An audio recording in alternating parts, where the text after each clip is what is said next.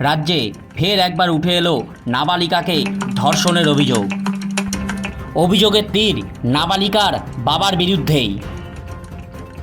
নাবালিকার মায়ের অভিযোগের ভিত্তিতে অভিযুক্ত ব্যক্তিকে গ্রেপ্তার করেছে পুলিশ।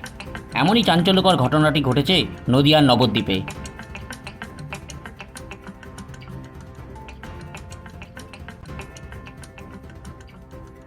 সূত্রের খবর, নিজের মেয়েকেই একাধিকবার ধর্ষণ করেছে ওই অভিযুক্ত ব্যক্তি।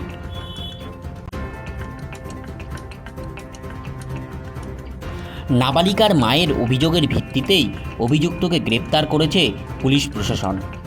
পরবর্তী সময়ে নাবালিকাকে স্বাস্থ্য পরীক্ষার জন্য নবদ্বীপ স্টেট জেনারেল হাসপাতালেও নিয়ে যাওয়া হয় বলে সূত্রের খবর। পুলিশ সূত্রে খবর, বিগত কয়েক মাস ধরেই ওই নাবালিকার ওপর অত্যাচার চালাতো তার বাবা। ভয় দেখিয়েই চলতো এই অত্যাচার।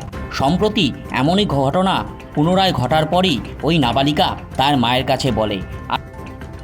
আর এদিন ওই নাবালিকার মা থানায় লিখিত অভিযোগ জানালে পুলিশ অভিযুক্ত ব্যক্তিকে গ্রেপ্তার করে।